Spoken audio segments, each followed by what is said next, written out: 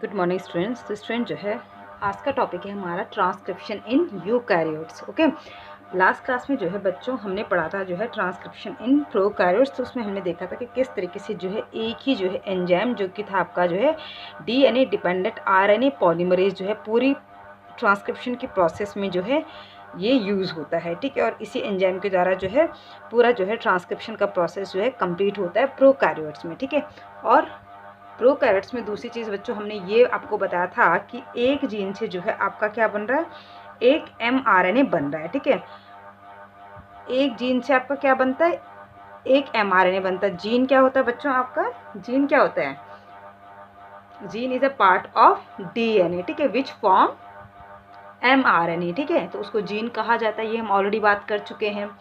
अब जो है आपका जो है प्रोकैरियोट्स में क्या था बच्चों कि एक जीन से आपका यानी कि एक डीएनए से, इतने डीएनए से आपका जो है एक कंप्लीट क्या बन रहा था, आपका जो है mRNA बन रहा था। ठीक है, उस mRNA में जो है हमें कोई भी जो है इनिशिएशन, इलॉन्गेशन और टर्मिनेशन के बाद कोई अलग जो है प्रोसेस उसमें नहीं अपनानी पड़ रही थी, जैसे कि हमें अभी यूकैरियोट्स में देखने को मिलेगी। तो कहने का मतलब ये है कि जो प्रोकैरियोट्स होते हैं उनमें जो ट्रांसक्रिप्शन के जो प्रोसेस होता है वो काफ़ी सिंपल होता है। उनमें क्या होता है कि सीधे आपका जो है ट्रांसक्रिप्शन में जो है क्या होता है, जब टर्मिनेशन होता है तो टर्मिनेशन में जो आरएनए मिलता है वो आपको जो है क्या मिलता है, आपका जो है मैच्योर आरएनए मिलता है। ठीक है, बट यूकैरियोट्स के केस में हम देखेंगे कि हमें जो है कुछ जो है इनिशिएशन, इलॉन्गेशन और टर्मिनेशन के अलावा भी जो है कुछ अदर स्टेप्स भी जो है यहाँ पर करनी पड़ती है। ठीक है, तो देखते हैं बच्चों की जो ट्रांसक्रिप्शन होता है यूकैरियोट्स में, यहाँ पर हमें क्या क्या स्टेप देखने को मिलती है। ठीक है, तो सबसे पहले तो स्टेप देखने से पहले बच्चों जो है हम यहाँ पर एंजाइम की बात कर देते हैं। ठीक है, तो यूकैरियोट्स के केस में बच्चों जो है हमें जो है क्या होता है, आरएनए पॉलीमरेज जो होता है, इसके अलावा जो है आपको जो है अदर जो है पॉलीमरेज की भी जो है रिक्वायरमेंट होती है। ठीक है, तो इन केस ऑफ यूकैरियोट्स में जो है बच्चों हमें जो है क्या होते हैं, डिफरेंट टाइप्स के जो है आरएनए पॉलीमरेज जो है क्या होते हैं, यहाँ पर जो है अपना फंक्शन करते हैं। ठीक है, तो देखते हैं कि हमें जो है यहाँ पर जो है कौन कौन से आरएनए पॉलीमरेज देखने को मिल रहा है। एक तो यहाँ पर होता है बच्चों आपका नाम सेव रहेगा आरएनए पॉलीमरेज, वही जो कि आपका जो है वहाँ पर जो है आपका प्रोकैरियोट्स में सिर्फ आरएनए पॉलीमरेज था, but in case of eukaryotes में क्या होता है बच्चों, आरएनए पॉलीमरेज फर्स्ट होता है। ठीक है, देन सेकंड जो होता है बच्चों वो होता है आपका आरएनए पॉलीमरेज सेकंड, ये 2 आरएनए पॉलीमरेज सेकंड हो गया। ठीक है, और थर्ड जो एंजाइम यहाँ पर यूज होता है वो होता है आपका आरएनए पॉलीमरेज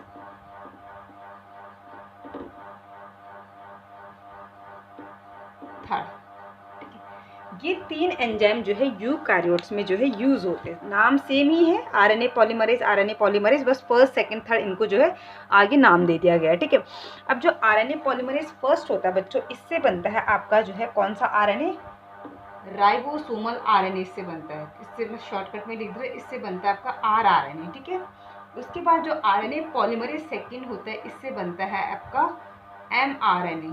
ठीक है, मैंने शॉर्टकट में ये मैं आपको लिख रही हूँ mRNA। ठीक है, और आरएनए पॉलीमरेज थर्ड से आपका जो बनता है बच्चों वो बनता है आपका tRNA। ठीक है, ठीक है, तो कहने का मतलब क्या है कि यूकैरियोट्स में क्योंकि ट्रांसक्रिप्शन की प्रोसेस कॉम्प्लिकेटेड होती है, तो यहाँ पर जो है 3 तरह के एंजाइम जो है आपके यूज़ होते हैं। आरएनए पॉलीमरेज फर्स्ट से जो है आपका rRNA बनते हैं, यानी कि राइबोसोमल आरएनए बनता है। ठीक है, देन उसके बाद जो है बच्चों आपका आरएनए पॉलीमरेज सेकंड से आपका जो है mRNA बनता है। ठीक है, और आरएनए पॉलीमरेज थर्ड से आपका जो है tRNA की यानी कि ट्रांसफर आरएनए बनता है। तो ये 3 तरीके के जो है क्या है बच्चों, एंजाइम है जो कि आपके जो है यूकैरियोट्स में यूज होते हैं आरएनए बनाने के लिए। ठीक है, अब जो है यहाँ पर जो है अब हम देखते हैं कि ट्रांसक्रिप्शन की प्रोसेस कैसे स्टार्ट होती है। ठीक है, तो सबसे पहले हम जो है यहाँ पर जो ट्रांसक्रिप्शन प्रोसेस है उसके स्टेप देख लेते हैं। तो ट्रांसक्रिप्शन जो प्रोसेस है यहाँ पर जो है आपके जो है 6 स्टेप में जाकर जो है कंप्लीट होती है। ठीक है, कौन कौन से स्टेप होती है वो मैं यहाँ पर लिख देती हूँ। सबसे पहले स्टेप होती है बच्चों आपकी जो है इनिशिएशन, ये सेम रहेगी, ठीक है। इनिशिएशन के बाद बच्चों आपका इलोंगेशन होगा, जो कि आपका प्रोकैरियोट्स में था, ठीक है। इलोंगेशन के बाद आपका जो है टर्मिनेशन होगा, ठीक है। टर्मिनेशन के बाद जो है बच्चों आपका जो है यहाँ पर स्प्लाइसिंग होगी। ये नई एक प्रोसेस यहाँ पर होती है स्प्लाइसिंग, ठीक है।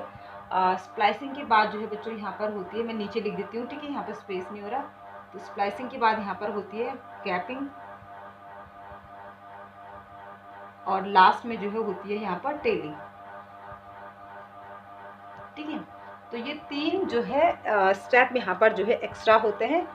एक स्प्लाइसिंग, क्योंकि हमने देखा था बच्चों कि हमें प्रोकैरियोट्स में कहीं पे भी स्प्लाइसिंग नहीं करनी पड़ रही थी। स्प्लाइसिंग क्या होता है या कैपिंग क्या होती है, टेलिंग क्या होता है, ये हम जो है जब आपको जो है इसका प्रोसेस बताएंगे तो आपको बता देंगे। देन उसके बाद कैपिंग आपको जो है यूकैरियोट्स में देखने को मिल रही है, और टेलिंग जो है आपको जो है यूकैरियोट्स में ही देखने को मिल रही है, ठीक है। ये 3 चीज़ें जो है आपको सिर्फ जो है क्या होती है बच्चों यूकैरियोट्स में देखने को मिलती है, क्या क्या, स्प्लाइसिंग, कैपिंग और टेलिंग। बाकी इनिशिएशन, इलोंगेशन, टर्मिनेशन जो स्टार्टिंग के 3 प्रोसेस है, ये भी जो है सेम आपकी जो है प्रोकैरियोट्स की तरह ही होगी, ठीक है। अब देखते हैं बच्चों इन स्टेप को 1 बाय 1, ठीक है। तो सबसे पहले बच्चों आपका जो है मैं यहाँ पर सिंपल सा आपको बना के दिखा रही हूँ। ये हमारा डीएनए है ना।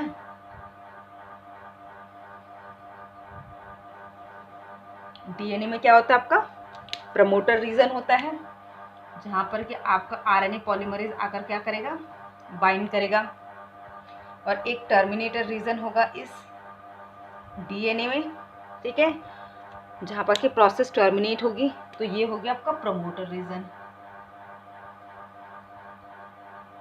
ठीक है। इस वाले को क्या कहा जाता है बच्चों, स्ट्रक्चरल जीन।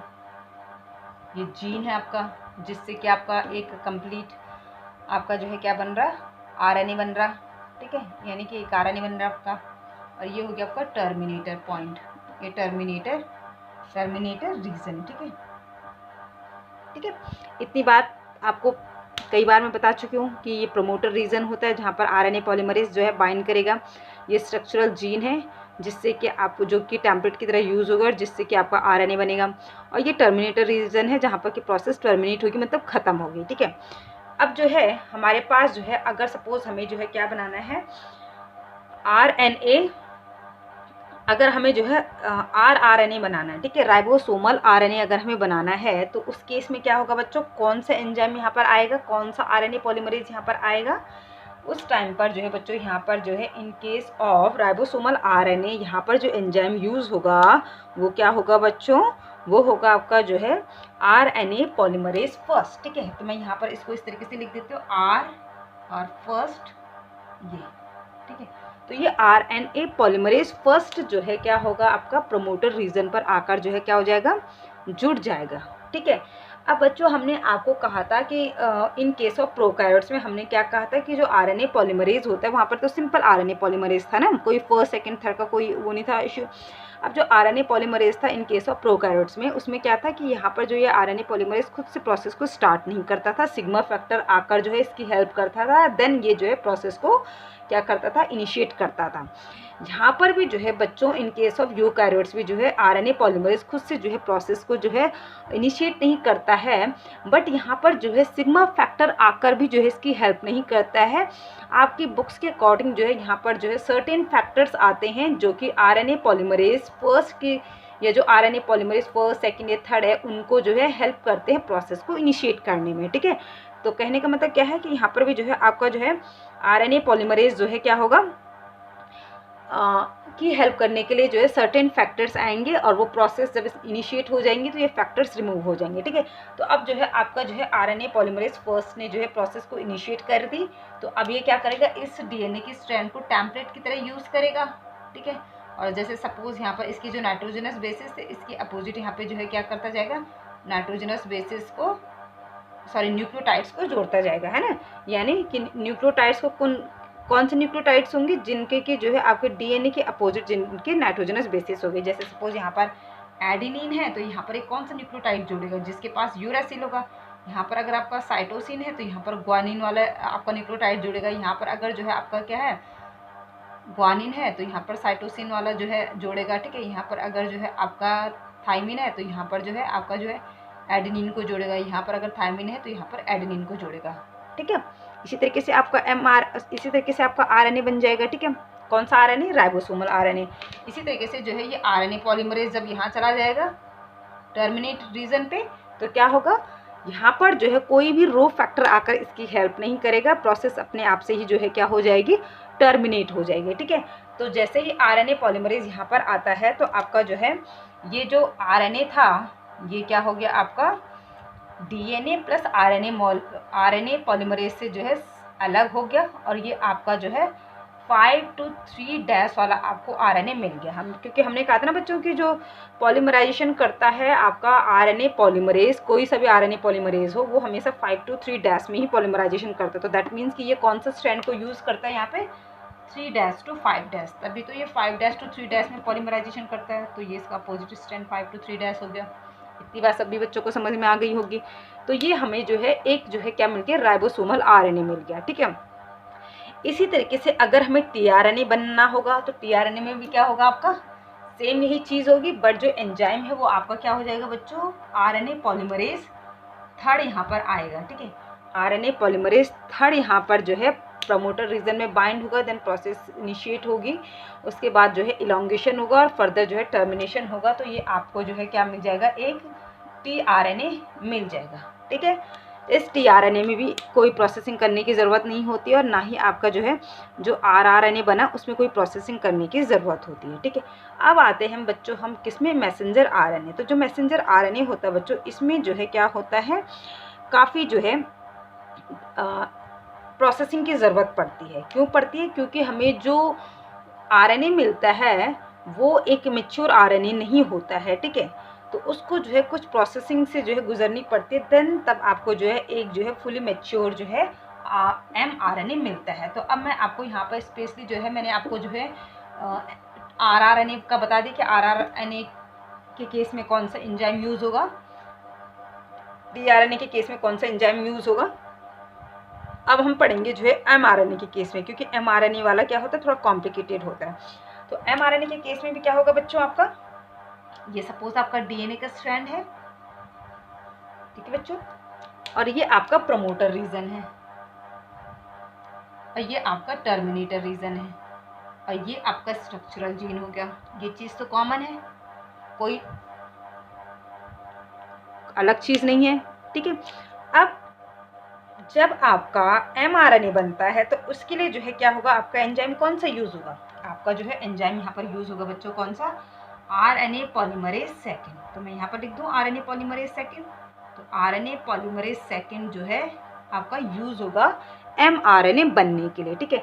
तो आरएनए पॉलीमरेज सेकेंड आकर जो है प्रमोटर रीजन में बाइंड हुआ, सर्टेन फैक्टर्स आकर जो है इसकी हेल्प करते हैं प्रोसेस को इनिशिएट करने में। प्रोसेस इनिशिएट हो गई, देन जो है क्या होगा, आपका जो है यहाँ पर जो है ये आपका जो है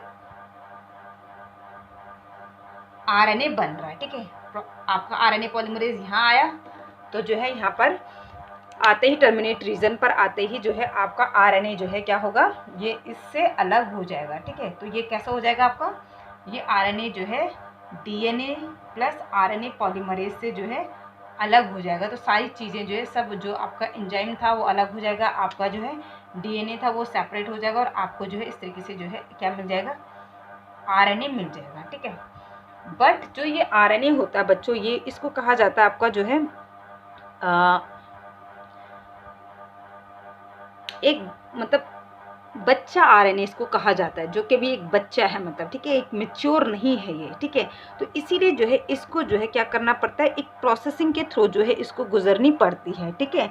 तब जाकर जो है हम कहते हैं कि हाँ हमें फुली मैच्योर जो है आरएनए मिलता है। जैसे सपोज जैसे आर्मी का होता है ना बच्चों, तो जो भी आपके जो है फ़ौज में भर्ती होते तो पहले उनको जो है क्या की जाती है, एक ट्रेनिंग दी जाती है ना।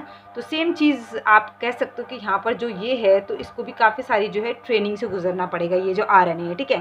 तो इसीलिए इसको अभी हम mRNA भी नहीं कह रहे हैं, ठीक है। तो अब इस आरएनए में जो है सबसे पहले क्या किया जाता है बच्चों कि ये जो आरएनए होता है ना, तो इसमें जो है ऐसे सीक्वेंसेस होते हैं कुछ सीक्वेंसेस ऐसे होते हैं जो कि कोडिंग सीक्वेंसेस होते हैं, ठीक है, और कुछ सीक्वेंसेस ऐसे होते हैं जो कि नॉन कोडिंग सीक्वेंसेस होते हैं, ठीक है। तो कोडिंग सीक्वेंसेस क्या होते हैं, जो कि एक्सप्रेस्ड होंगे, ठीक है, ठीक है, क्या होंगे, जो कि एक्सप्रेस्ड होंगे, ठीक है, और प्रोटीन बनाएंगे। और नॉन कोडिंग क्या होंगे, जो कि एक्सप्रेस ही नहीं करेंगे, ठीक है, तो उनका कोई काम नहीं होता है। तो यहाँ पर जो है आपको जो है इस आरएनए में दो तरह के जो है आपको जो है सीक्वेंसेस देखने को मिलेंगे। एक ये बीच बीच में मैं ये ब्लू वाले से मेंशन कर रही हूँ,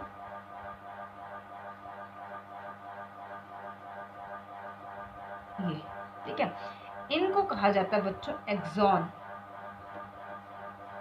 तो एक्सॉन क्या होते हैं, जो कोडिंग सीक्वेंसेस होते हैं, ये जो एक्सप्रेस सीक्वेंसेस होते हैं, इनको जो है एक्सॉन कहा जाता है। और ये वाला जो आपका सीक्वेंस है इसको कहा जाता है इंट्रॉन।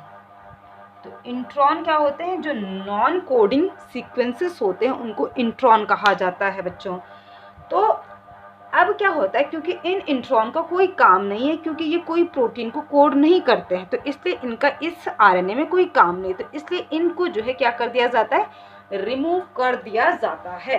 तो क्या होगा, आपका जो है सर्टेन जो है आपके जो है एंजाइम एक्टिविटीज़ के द्वारा ये जो इंट्रॉन वाले जो सेगमेंट्स थे वो क्या हो जाते हैं, कट हो जाते हैं, ठीक है, ये क्या हो जाते हैं, यहाँ से इंट्रॉन जो है कट हो जाते हैं इस तरीके से। ये सारा इंट्रॉन क्या हो गया बच्चों, कट हो गया। अब सिर्फ क्या बचा हमारे पास, एक्सॉन बचा।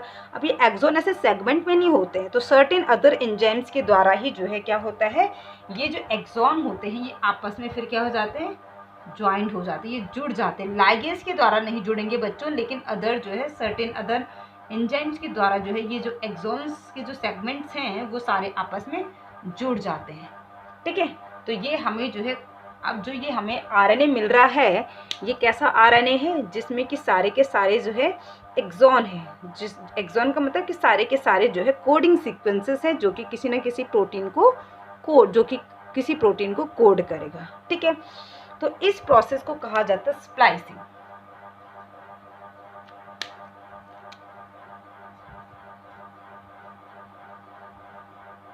ठीक है बच्चों, स्प्लाइसिंग क्या हो गई आपका,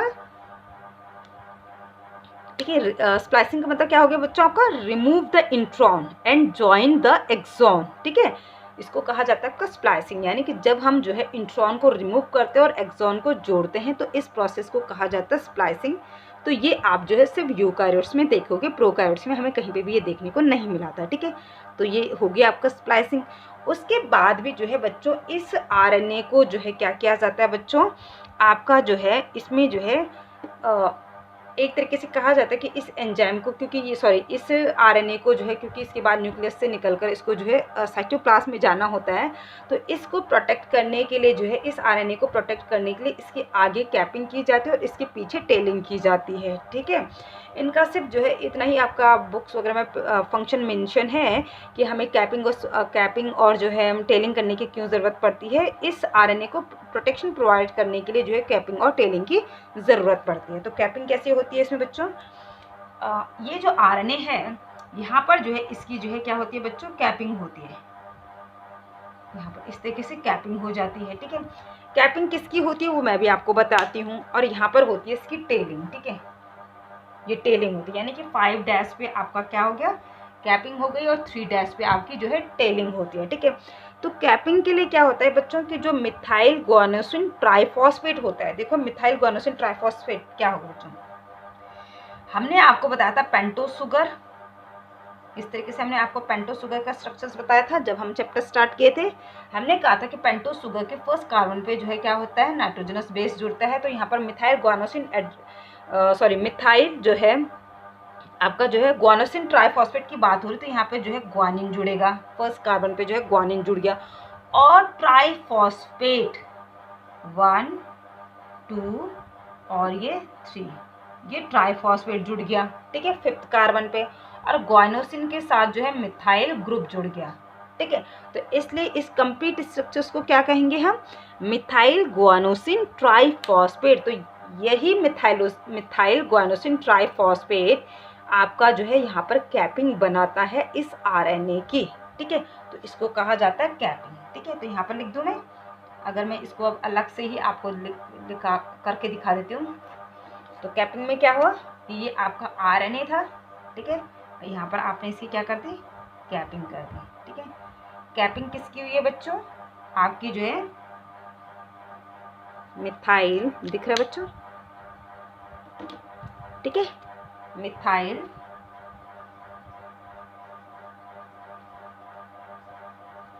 ग्वानोसिन ट्राई फॉस्फेट की, ठीक है। तो मिथाइल ग्वानोसिन ट्राइफॉस्फेट की यहाँ पर क्या होती है बच्चों, कैपिंग होती है। इतना क्लियर हो गया, ठीक है। तो कैपिंग किसकी होती है, मिथाइल ग्वानोसिन ट्राइफॉस्फेट की। अब जो है नेक्स्ट प्रोसेस क्या होती है बच्चों, टेलिंग होती है। तो टेलिंग कहाँ पर होती है, यहाँ पर जो है टेलिंग होती है इस तरीके से, ठीक है, 3' पे, ठीक है। ये भी याद रखना कि 5' पे कैपिंग होती है और 3' पे जो है टेलिंग होती है। तो टेलिंग किसकी होती है बच्चों, टेलिंग होती है आपकी जो है एडिनोसिन की, या जो है जिसको कहा जाता है आपका जो है एडिनाइलेट। तो एडिनाइलेट क्या होता है, आपका पेंटोस शुगर ही होती है बच्चों, ठीक है, और इसके फर्स्ट कार्बन पे क्या होता है, एडेनिन होता है, ठीक है, और यहाँ हो जाता है आपका फॉस्फेट। तो इसी को तो हम क्या कहते हैं, एडिनोसिन कहते हैं। तो इसी एडिनोसिन के बच्चों ऐसे ही ऐसे ही एडिनोसिन के 200 से 300 जो है एडिनोसिन जो है यहाँ पर कंटिन्यू जुड़ जाते हैं, ठीक है। तो इसको कहा जाता है बच्चों क्या, आपका टेलिंग। क्या कहा जाता है इसको, टेलिंग। तो यहाँ पर लिख देता मैं टेलिंग, ठीक है। तो टेलिंग किसकी होगी, आपकी एडिनोसिन की, या फिर जो है आप कह सकते हो एडिनाइलेट की, ठीक है। और कितने एडिनोसिन जुड़ते हैं, 200 to 300 जो है आपके एडिनोसिन जो है जुड़ते हैं, और यहाँ पर जो है इसको कहा जाता है टेलिंग। तो अब ये जो आपको RNA मिला है बच्चों, ये है आपका फुली मैच्योर mRNA, ठीक है। तो इसलिए हमने कहा कि mRNA के केस में काफ़ी लोचा होता है, कि काफ़ी जो है चीज़ें हमें एक्स्ट्रा और देखनी पड़ती है, ठीक है। तो क्या क्या एक्स्ट्रा चीज़ें देखने को मिली, स्प्लाइसिंग, जो आपके जो नॉन कोडिंग सीक्वेंसेस थे, जो इंट्रॉन थे, उनको रिमूव करना पड़ा। उसके बाद कैपिंग करनी पड़ी इसके हेड रीजन पे, और यहाँ पर टेल रीजन में जो है इसकी जो है क्या करनी पड़ी, हमें टेलिंग करनी पड़ी, ठीक है। तो ये था बच्चों आपका जो है यूकैरियोट्स में ट्रांसक्रिप्शन। अब इसमें जो है कुछ टर्म्स और देखते हैं, आपने अपनी बुक्स में देखा होगा कि सिस्ट्रॉन हो गया आपका, मोनोसिस्ट्रॉनिक हो गया, या पॉलीसिस्ट्रॉनिक हो गया, ये क्या चीज़ें होती हैं भला, ठीक है। तो अब इसको भी समझ लीजिए इसी टॉपिक के साथ साथ, तो ज़्यादा अच्छे से समझ में आएगा। सिस्ट्रॉन का मतलब होता है बच्चों आपका, अगर हम कहें कि व्हाट इज सिस्ट्रॉन, या कहा क्वेश्चन आता है बच्चों आपका कई बार बोर्ड एग्जाम में कि what is the functional unit of DNA, तो इसका आंसर आपका क्या होता है, सिस्ट्रॉन ही होगा, ठीक है। तो एक टर्म है बच्चों cistron,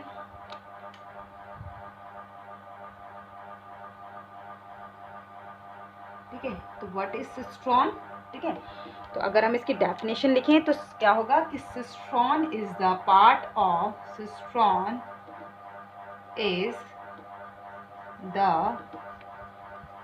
part of gene which forms, ठीक है, which forms one complete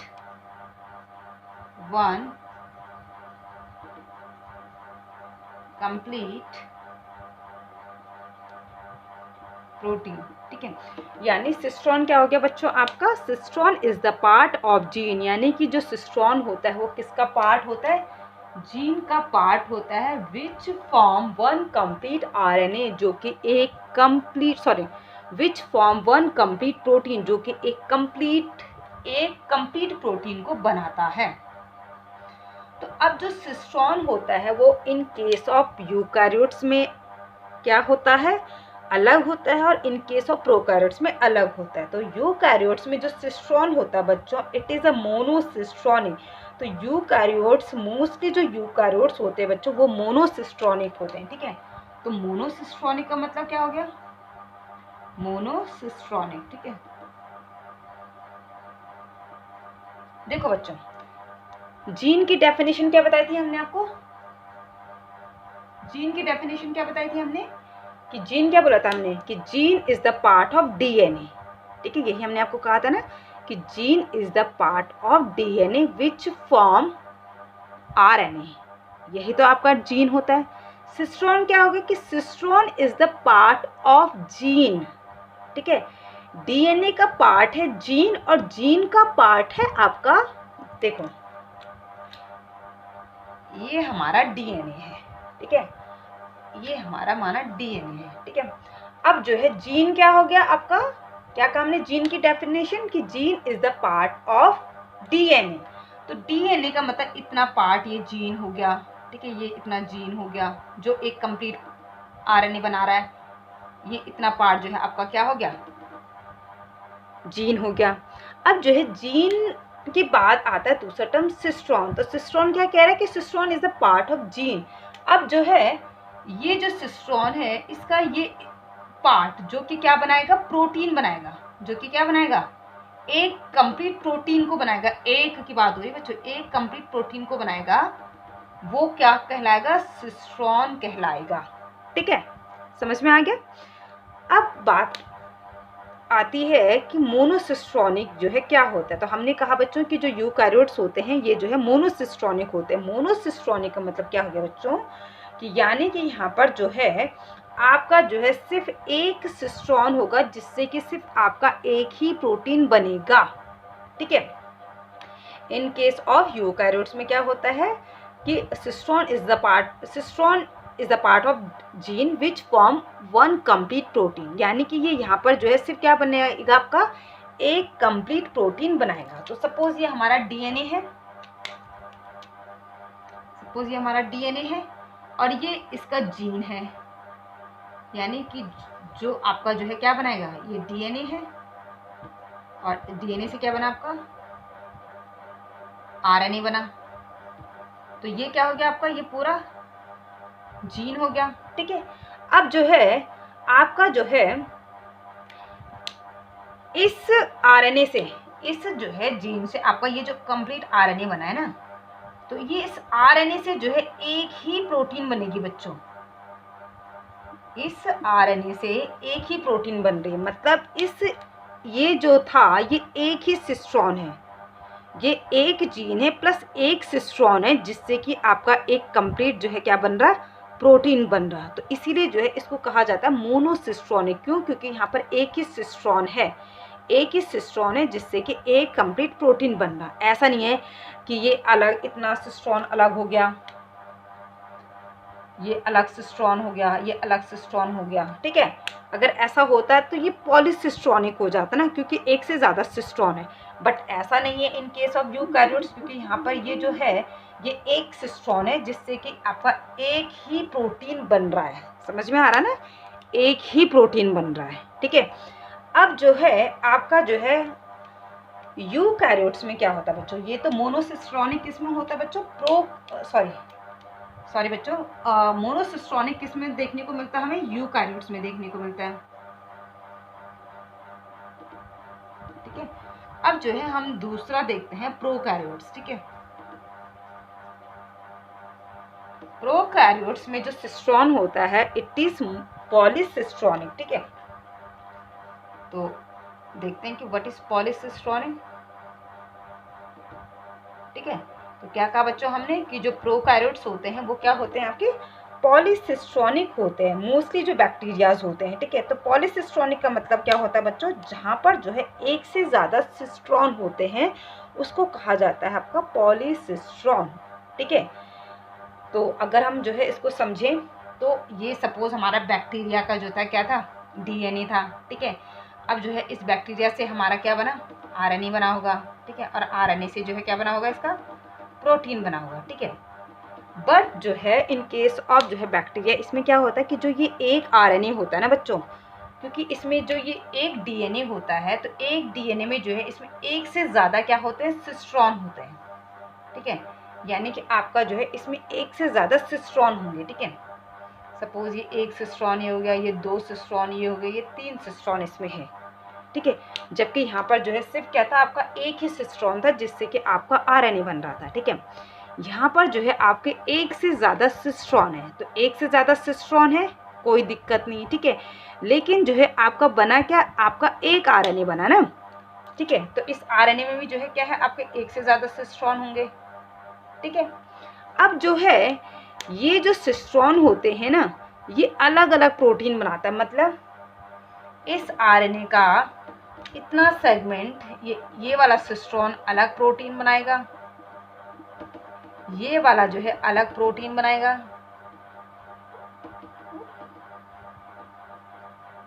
और ये वाला जो है आपका अलग प्रोटीन बनाएगा। तो इसीलिए जो है बच्चों इसको कहा जाता है पॉलीसिस्ट्रॉनिक। क्यों? क्योंकि यहाँ पर जो है एक से ज़्यादा सिस्ट्रॉन होते हैं, और ये जो सिस्ट्रॉन होते हैं ये अलग अलग प्रोटीन बनाते हैं। तो इसीलिए जो है बच्चों क्या होता है कि जो प्रोकैरियोट्स होता है ना, तो प्रोकैरियोट्स में क्या होता है कि एक ही आरएनए से जो है आपके जो है एक से ज़्यादा प्रोटीन बनते हैं, ठीक है।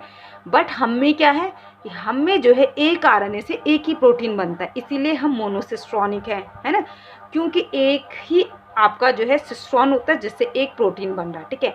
बट बैक्टीरिया के केस में यानी कि आपका प्रोकैरियोट्स के केस में क्या है कि एक आरएनए होता है जिसमें एक से ज़्यादा सिस्ट्रॉन होते हैं। अब 3 सिस्ट्रॉन है तो तीनों सिस्ट्रॉन से जो है 3 अलग अलग टाइप की प्रोटीन बनती है। तो ये जो है डिफरेंसेस होता है जो है प्रोकैरियोट्स और यूकैरियोट्स में। तो शायद इसलिए भी ये होता होगा क्योंकि जो प्रोकैरियोट्स होते हैं वो काफ़ी सिंपल होते हैं, ठीक है। तो इनके पास जो है उतनी सारी चीज़ें नहीं अवेलेबल हैं जो कि यूकैरियोट्स में होते हैं। तो यूकैरियोट्स तो काफ़ी कॉम्प्लेक्स ऑर्गेनिजम्स होते हैं, ठीक है। तो इसीलिए जो है इनमें एक आरएनए से एक ही प्रोटीन बन रहा है। But in case of prokaryotes इसमें क्या होता है कि एक आरएनए से ही चलो भाई एक साथ जो है 3 प्रोटीन बना दी जाती हैं, ठीक है। तो ये था बच्चों आपका जो है ट्रांसक्रिप्शन, सेंट्रल डोग्मा का ट्रांसक्रिप्शन, जो कि आपका प्रोकैरियोट्स और यूकैरियोट्स में दोनों में ही कंप्लीट हो चुका है। देन जो है बच्चों इसके बाद जो है नेक्स्ट जो है हमारा टॉपिक होगा जेनेटिक कोड, तो जो कि हम जो है नेक्स्ट क्लास में पढ़ेंगे। ओके, तो आई होप कि बच्चों आपको जो है ट्रांसक्रिप्शन जो है अच्छे से समझ में आ गया होगा, ठीक है। तो काफ़ी इम्पॉर्टेंट है। Okay, thank you.